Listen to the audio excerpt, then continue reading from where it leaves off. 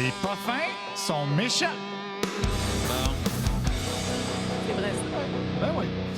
Vous vous doutez bien de ce dont je vais vous parler aujourd'hui. La controverse de la semaine.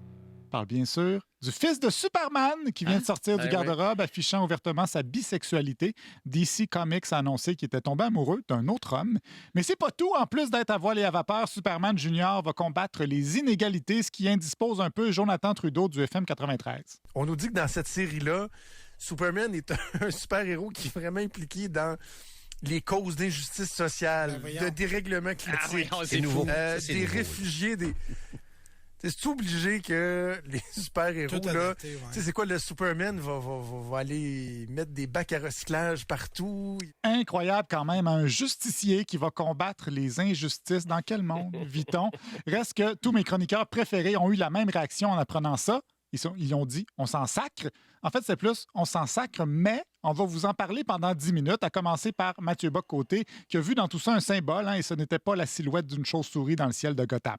Il lutte pour, si j'ai bien compris, contre les changements climatiques et pour les réfugiés, en plus d'être très sensible aux inégalités sociales. Donc, c'est super woke, finalement. Et là, je veux dire que moi, que super-héros soit hétéro, homo, bisexuel, homme, femme, noir, mauve, je m'en fiche complètement. Et comme je m'en contreseins ciboirise, absolument. Mais cela dit, ce dont je ne me fiche pas, c'est qu'on transforme les personnages en forteresses symboliques à conquérir. Moi aussi, souvent, quand je me contre-saint-ciboirise de quelque chose, j'ai une analogie de forteresse qui me vient en tête. Richard Martineau, lui, est bien d'accord avec lui. Ce sont des attaques symboliques dans une guerre idéologique. C'est des symboles, là. Moi, j'ai l'impression, à chaque fois, les woke se font des high five, comme on dit, en disant un hétérosexuel de moins. Oui, exactement ça. Non, mais c'est une logique, en fait, aujourd'hui, de guerre culturelle. Et ils ont l'air de se croire quand même. C'est ça le pire. Ils s'imaginent une réunion clandestine de dessinateurs woke qui complotent pour effacer l'hétérosexualité. Si les dessinateurs voulaient effacer l'hétérosexualité, là, ils commenceraient sûrement par les personnages les plus toxiques, genre Garfield et son maître incel John. Toujours c'est trouvé vrai que louche. c'est incel, hein? Hey, tu sais, il est tout seul, hein? Ce qui est drôle dans tout Non, il y ça... a une blonde des fois. Ah oui? Oui. Ouais, Il y a une madame qui vient le lundi soir. Voyons, il y a une madame qui vient le soir. J'ai lu 30 albums de Garfield. J'ai jamais vu sa madame. Ben voyons, continue, Olivier. Moi, je me rappelle juste des lasagnes. Ce qui est drôle dans tout ça, c'est que le fils de Superman n'est pas le premier super-héros homosexuel. Hein. Il y en a eu plein d'autres sans qu'on en fasse un plat. C'est juste le premier super-héros bicurieux à l'époque des tribunes infinies de gens qui s'inquiètent qu'on puisse plus rien dire. Et ce qui est plate, justement, c'est qu'on peut même pas se plaindre des progressistes extrêmes parce que, comme l'expliquait Lise Ravary, c'est impossible de critiquer cette décision-là sans être dénoncé. On sent que ce virage de la société vers, comment dirais-je, une identité plus ouverte, plus moins stéréotypée, si on peut dire, que ben c'est un peu la mode du jour. Je dis pas ça là, méchamment là, mais que c'est un peu un courant du jour et que ben si t'embarques pas là-dedans, t'es un méchant. Et Mme Ravary veut pas être la méchante. Elle préférait l'époque où la méchante, c'était celle avec la cicatrice dans la face. Selon elle, la mouvance LGBTQ, en parallèle avec une perte de repères des jeunes de nos jours, a fait que plusieurs adolescents ont procédé à des changements de sexe avant de le regretter. On le voit aujourd'hui, nos enfants tiennent par les ongles. On peut-tu arrêter de leur sacrer des modèles qui n'ont pas d'allure en pleine face? Et oui, un Superman dont la kryptonite Des modèles aurait... qui n'ont pas d'allure. qui n'ont pas d'allure. Elle n'a pas d'allure. Eh là là. Tolérance. Donc, Superman Empathie, dont la bienveillance. kryptonite Moi, ça m'a fait du bien, aurait anéanti la virilité. C'est ça, la kryptonite a anéanti sa virilité. Ça participe à faire tomber ces ados confus qui tiennent par leurs ongles multicolores. Mais c'est pas tout. Elle s'inquiète que ce genre de nouvelles exacerbe les tensions. Pour moi, là, ça contribue Ça fera. à faire monter une droite intolérante qui voit dans ce militantisme une attaque frontale contre toutes les valeurs humaines. C'est probablement ça va trop vite. Donc, Lise Pas seulement Ravary... une, mais toutes les valeurs humaines. Fait qu'il ne Toutes faut pas les- confronter les crackpots de l'extrême Non, droite. c'est ce ça, que je pour pas comprends, les là. indisposer. Ah, ouais, OK. Elle, Lise Ravary, chroniqueuse de droite, qui est en colère contre les créateurs d'un super-héros bisexuel parce que c'est le genre de choses qui met en colère les chroniqueuses de droite.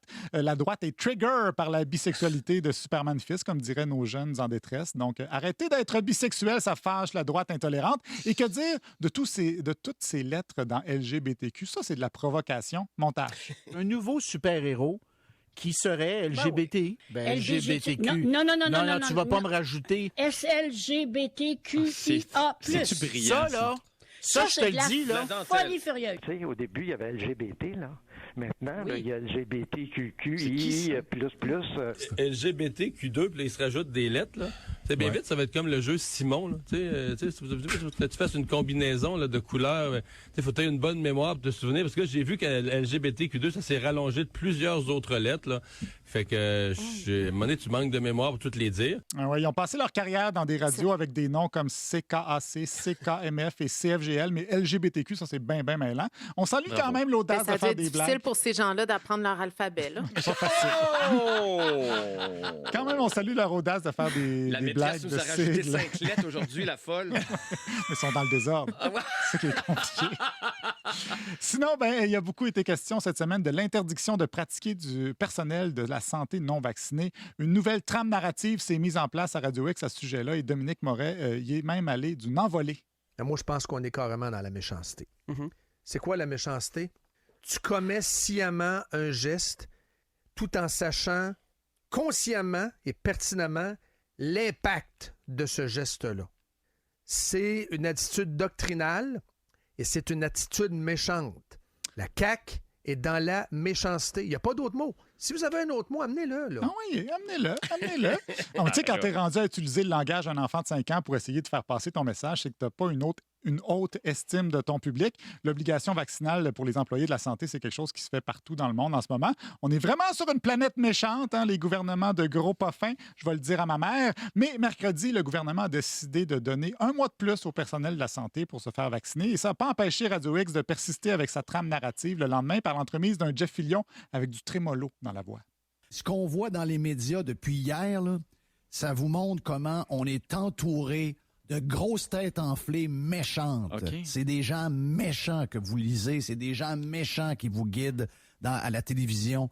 Puis je suis pas certain que les Québécois ont cette méchanceté-là en eux. Mais les gens que vous appréciez, qui vous disent pour qui voter, pour quoi penser, de trouver qui sont les bons et les méchants, ben ces gens-là, ils sont eux-mêmes les méchants.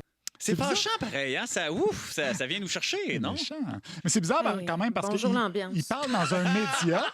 Il parle dans un média et il dit à ses auditeurs, écoutez pas les médias qui vous disent qui sont les bons et qui sont les méchants ou qui vous disent pour qui voter, tout en leur disant de ne pas voter pour la CAQ parce qu'ils sont méchants. Comment on dit ça, self-owned en français, Jean-Sébastien?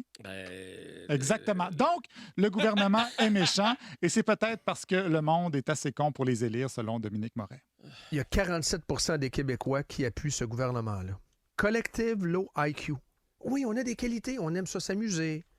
On aime rire. On aime rigoler. On aime la bonne bouffe. On aime la bonne chair. Mais collectivement, je me questionne ouvertement. Je pense vraiment qu'on a un quotient intellectuel collectif plus bas que la moyenne. Je pense ça. Non, mais je pense vraiment ça. Bon, ça va être difficile après ça de dire qu'ils ne pensaient pas vraiment ce qu'ils disaient, mais je m'ennuie quand même du temps où les populistes faisaient semblant qu'ils respectaient le peuple, presque autant que Mathieu Bock-Côté s'ennuie du temps des super-héros hétéros. Merci beaucoup, Olivier. C'était touchant, hein?